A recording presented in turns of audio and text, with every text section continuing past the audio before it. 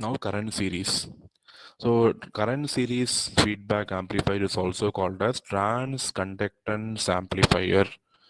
Transconductance, you have the parameter G. G is inverse of resistance, right? So G is given by I by V.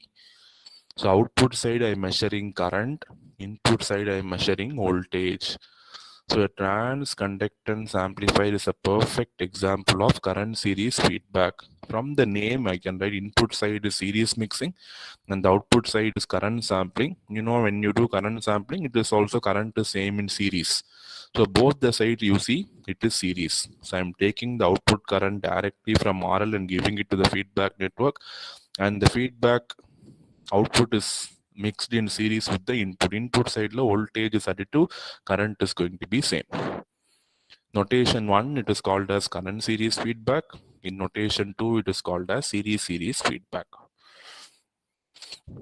I hope it is clear. We are just seeing how the connections will be given for series, for mixing network and sampling network for each of the 4 type of amplifiers.